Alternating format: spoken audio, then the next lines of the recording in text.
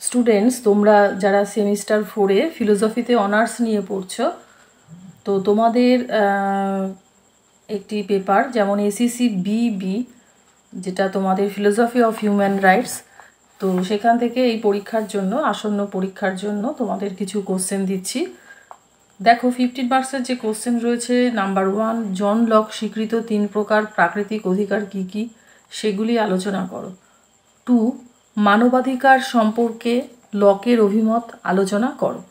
3, প্রাকৃতিক অধিকার কাকে বলে, এ বিষয়ে হবসের সাথে উপযোগিতাবাদীদের মতবাদের পার্থক্য কী।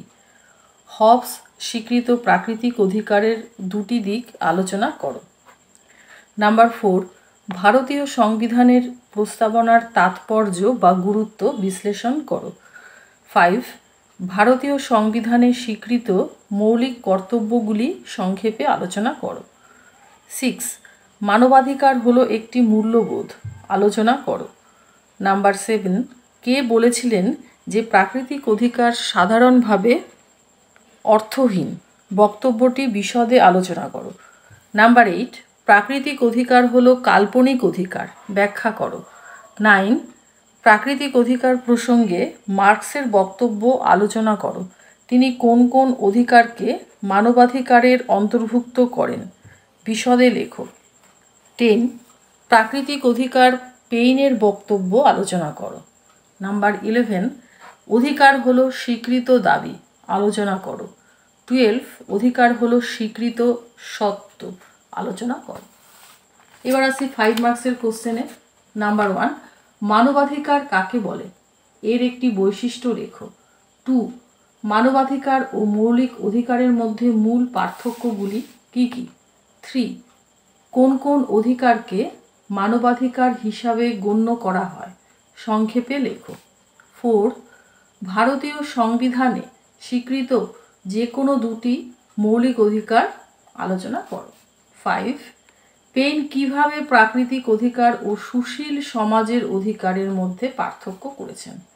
6, সাংবিধানিক প্রতিকারের অধিকার বলতে কী বোঝো। 7, মানবাধিকার আলোচনায় ফেইনবার্গের যথার্থ দাবি বলতে কী বোঝো। 8, হবস স্বীকৃত প্রাকৃতিক অধিকারের দুটি দিক আলোচনা করো। 9, প্রাকৃতিক অধিকার বিষয়ে থমাস পেইন কিভাবে সমাজ ও রাষ্ট্রের মধ্যে পার্থক্য দেখিয়েছেন। 10, জেরেমি বেনথামের মতে প্রাকৃতিক অধিকার হলো অর্থহীন ভাষা, আলোচনা করো। 11, লক স্বীকৃত 3টি মানবাধিকার কী কী। 12, ভারতীয় সংবিধানে কিভাবে সমতার অধিকারকে নিশ্চিত করা হয়েছে। 13, মানবাধিকারের পরিধি ও তাৎপর্য আলোচনা করো। 14, থমাস হবসের অনুসরণে আত্মরক্ষার অধিকার আলোচনা করো। তো তোমরা এই কটা কোশ্চেন ফলো করে পড়া শুরু করে দাও।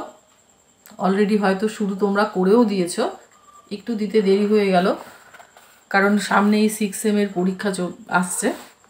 তো যাই হোক, তোমরা মোটামুটি এই কটা কোশ্চেন যদি ফলো করতে পারো কোনো অসুবিধা হবে না, পরীক্ষায় তোমরা সব কোশ্চেনই কমন পেয়ে যাবে।